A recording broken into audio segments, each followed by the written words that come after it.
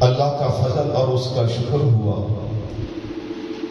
کہ بھائی اصغر صاحب نے سالانہ اپنے ابا جی کے اصالِ ثواب کے لیے اس بزم نور کو سجایا۔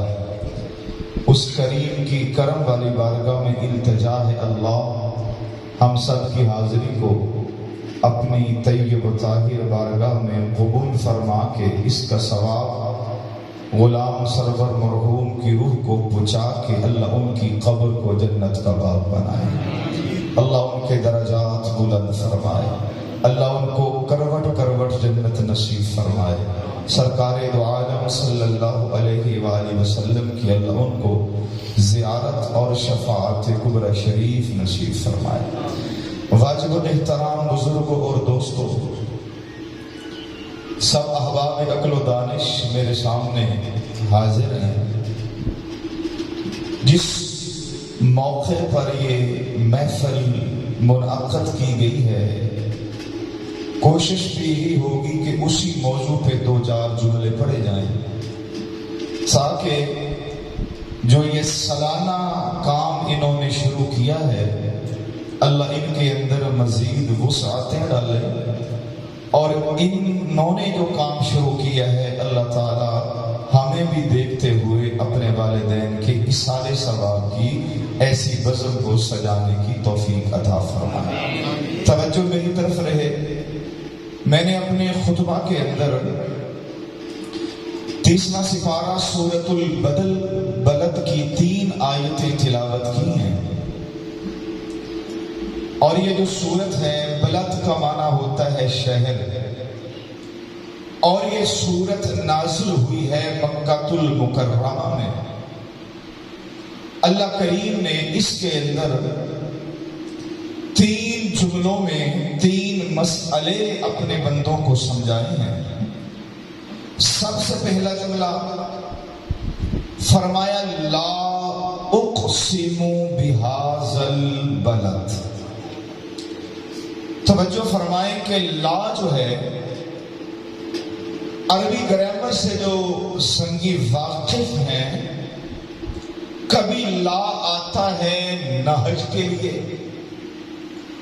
اور لا نہج کے لیے اس وقت آتا ہے جب جملے کے درمیان میں آئے، اور یہ جو لا آیا ہے یہ جملے کے درمیان میں نہیں آیا، جملے کے شروع میں آیا ہے، اور جو لا جملے کے شروع میں آئے وہ لا ناہج کا نہیں ہوتا، وہ لا قسم کا ہوتا ہے۔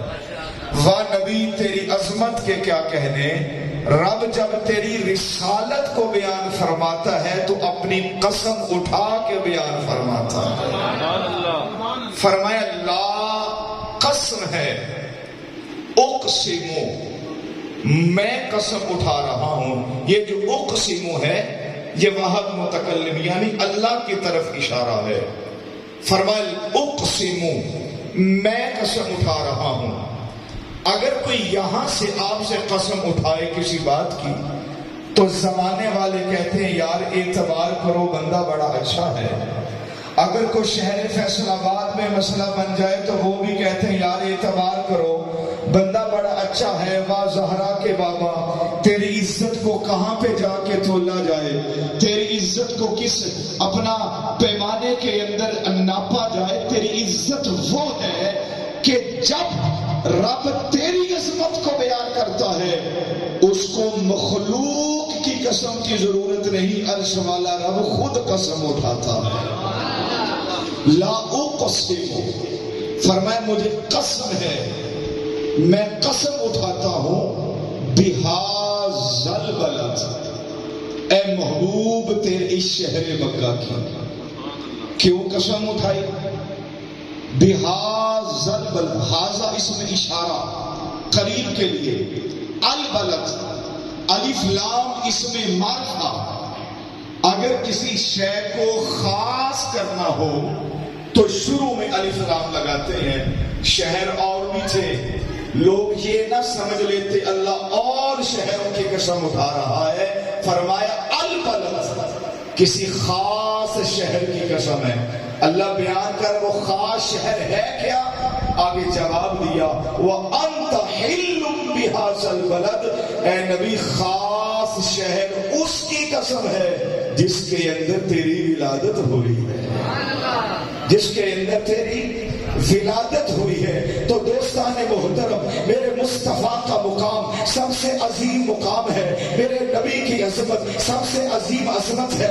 ہم مسلمان کلمہ پڑھنے والوں اپنے نبی کی شان کو تو یوں بیان کرتے ہیں، وَأَقِیمُوا الْوَزْنَ بِالْقِسْطِ وَلَا تُخْسِرُوا الْمِیزَانَ۔ اگر اللہ تکڑی کے دو پلڑے لگائے، ایک پلڑے کے اندر اللہ کائنات کو رکھے، اسی پلڑے کے اندر اللہ زمینوں کو رکھے، اسی پلڑے کے اندر اللہ تمام سمندروں کو رکھے، اسی پلڑے کے اندر اللہ دریاؤں کو رکھے، اسی پلڑے کے اندر اللہ درختوں کو رکھے، اسی پلڑے کے اندر اللہ ریت کے ذرات کو رکھے، اسی پلڑے کے اندر اللہ درختوں کے پتوں کو رکھے، اسی پلڑے کے اندر اللہ سات آسمانوں کو رکھے، اسی پلڑے کے اندر اللہ جنت کو رکھے، اسی پلڑے کے اندر اللہ حوروں کو رکھے، اسی پلڑے کے اندر اللہ خلمان کو رکھے، اسی پلڑے کے اندر اللہ جنت کی ساری بہاروں کو رکھے، اسی پلڑے کے اندر اللہ خلمان کو رکھے، اسی پلڑے کے اندر جناب آدم شفیع اللہ کو رکھے، اسی پلڑے کے اندر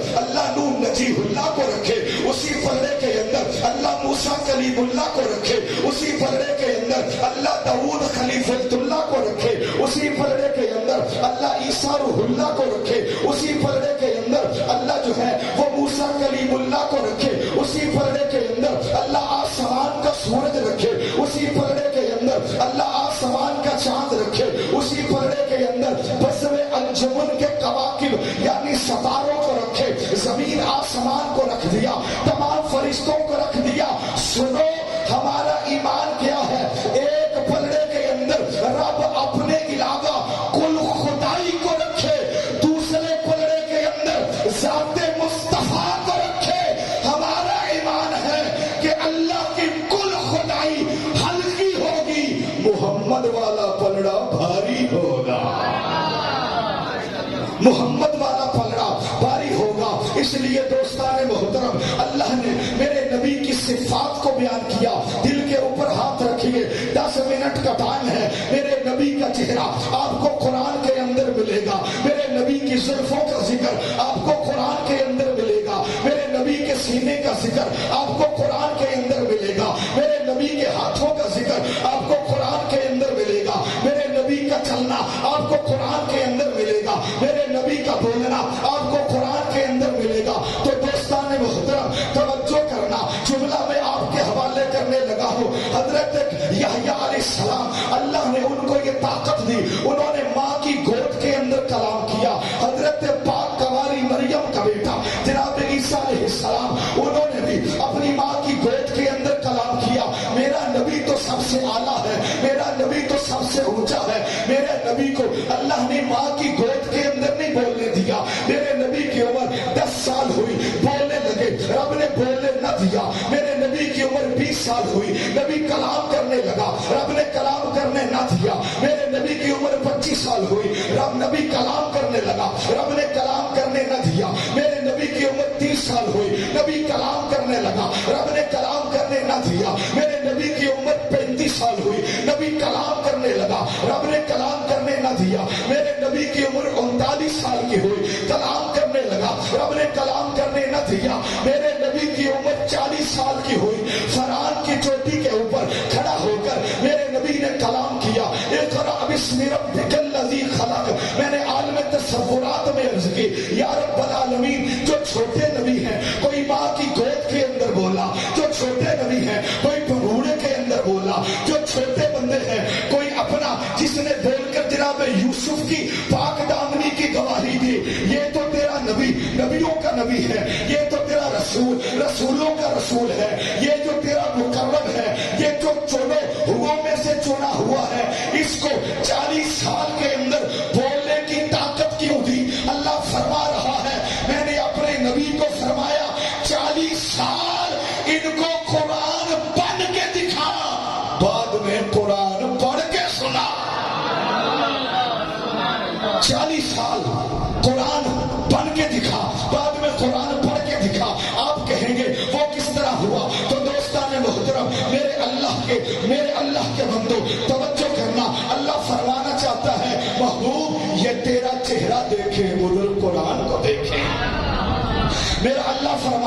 چاہتا ہے محبوب یہ تیری زلفوں کو دیکھے، ادھر قرآن کو دیکھے۔ اللہ فرمانا چاہتا ہے محبوب یہ تیرے سینے کو دیکھے، ادھر قرآن کو دیکھے۔ محبوب یہ اب تیری اہل بیت کو دیکھے، ادھر قرآن کو دیکھے۔ یہ تیرے صحابہ کو دیکھے، ادھر قرآن کو دیکھے۔ یہ تیری ازواج کو دیکھے، ادھر قرآن کو دیکھے۔ تیرا چلنا دیکھے، ادھر قرآن کو دیکھے۔ تیرا اٹھنا دیکھے، ادھر قرآن کو دیکھے۔ تیرا گفتگو کرنا دیکھے، ادھر قرآن کو دیکھے۔ مولا وہ کیسے؟ فرمایا جب تیرا چہرہ دیکھیں گے ہم قرآن میں لکھ دیں گے والضحیٰ۔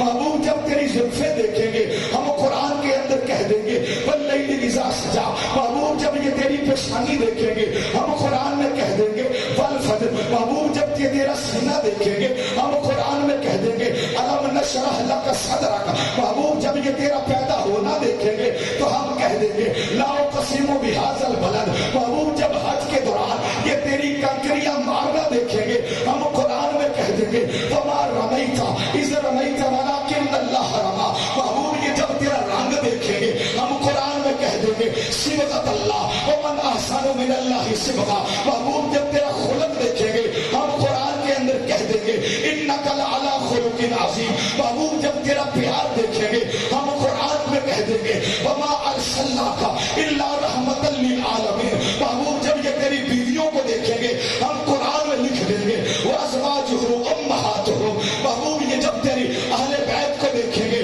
ہم قرآن میں لکھ دیں گے قل لا اسألکم علیہ اجرا الا المودۃ فی القربى۔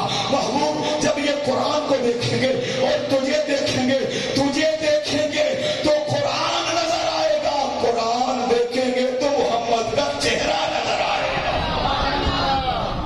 تو اس لیے فرمایا لا قسم اٹھائی۔ اب اس نبی کا پروٹوکول کتنا ہوگا جس کی قسم عرش والا رب اٹھا رہا ہے۔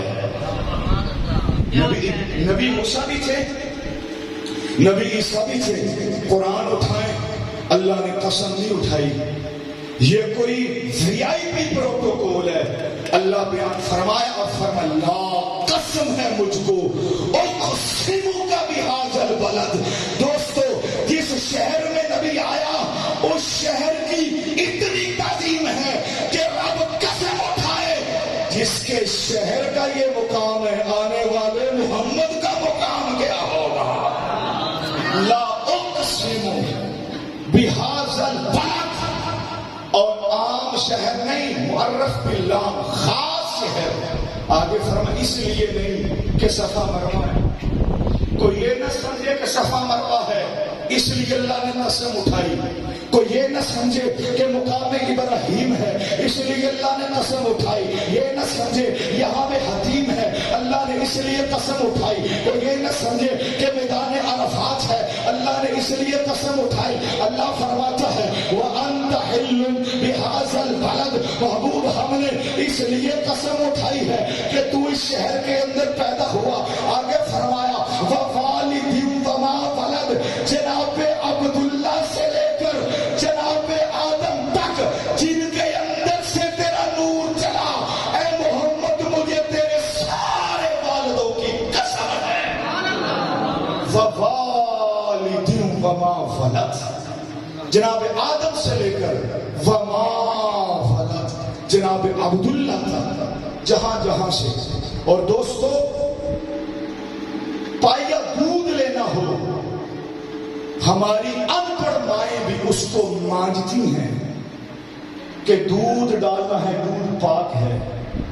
مجھے یہ بتاؤ دودھ پاک برتن پہ ڈالتے ہیں، پلیت میں نہیں ڈالا جاتا۔ جناب آدم سے لے کے سرکار عبداللہ تک یہ جن سلگوں سے میرا نور آیا، کافروں سے نہیں آیا، ایمان والوں سے آیا۔ کافروں سے نہیں آیا، ایمان والوں سے آیا۔ کافروں سے نہیں آیا، ایمان والوں سے آیا۔ تو دوستو ووالد وما ولد، اب شریعت نے ایک زاویہ دیا، 3 حصے۔ ماں کا قدر والد سے زیادہ ہے حسن سلوک میں، لیکن شریعت ویسا کیا کہتی ہے؟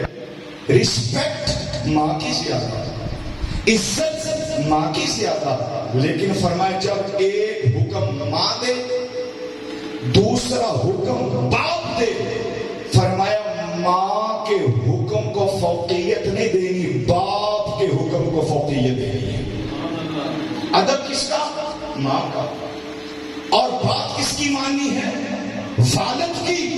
اور میرے مصطفیٰ کریم کا فرمان ہے، حضور فرماتے ہیں اولاد کی جنت، اولاد کی جنت ماں کے قدموں کے نیچے، اور فرمایا بیوی کے جنت شوہر کی خدمت کے اندر ہے۔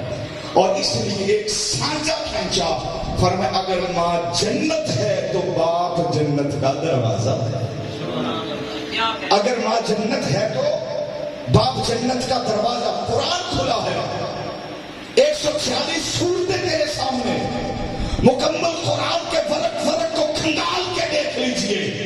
عزت و احترام ماں کا بیان کیا، اور جب رب نے قسم اٹھائی، ماں کی قسم نہیں اٹھائی، اللہ نے والد کی عزت کی قسم اٹھائی ہے، والد کی۔ اور مولا علی سرکار کا ایک فرمان ہے، حدیث پاک ہے، سرکار علی فرماتے ہیں سن لو، 70 ولیوں کی دعا، 70 ولیوں کی دعا اتنی جلدی قبول نہیں ہوتی جتنی جلدی دعا تیرے والد کے تیرے حق میں قبول ہو جاتی ہے۔ والد کی دعا، اس کے اندر ولیوں سے زیادہ طاقت ہے۔ والد کی دعا تیرے حق میں، اس کے اندر تیرے پیر کی دعا سے زیادہ طاقت ہے۔ مولا علی نے ڈگری کی، بندہ ہے یا سرکار کاروبار نہیں چلتا، دعا کریں، اولاد بھی نہیں، فرمایا ماں باپ ہیں، حضور والد ہے۔ آج میرے معاشرے میں والد کی کیا عزت ہے؟ آج میرے معاشرے میں والد کو صرف ایک کمی اور ایک سیری کی اہمیت دی جاتی ہے۔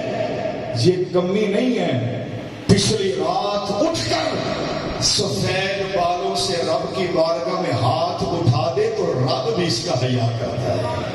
تو اب حیا کر۔ تو دوستو اور بزرگوں، اس لیے آپ نے فرمایا والدین کی ماں مر گئی، والد ہے، فرمایا پھر میں دعا نہیں کروں گا، تیرا والد دعا کرے گا۔ فضائل کے ساتھ ساتھ مسائل بھی سکھائے۔ والد کے پاس کیا ہے؟ فرمایا اللہ نے ڈگری دی ہے، اس کے رسول نے اختیار دیا ہے۔ 70 کامل ولیوں کی دعا بھی اتنا اثر نہیں رکھتی جتنا تیرے والد کا اثر رکھتی ہے۔ اللہ کی بارگاہ میں دعا، اللہ تعالیٰ میری اور آپ کی حاضری کو اپنی بارگاہ میں قبول فرمائے۔ ٹائم ختم ہوا، اور فضائل کے ساتھ ساتھ ہمیں ان مسائل پر عمل کی بھی توفیق عطا فرمائے۔ آمین۔ وما علیہ الا البلاغ المبین۔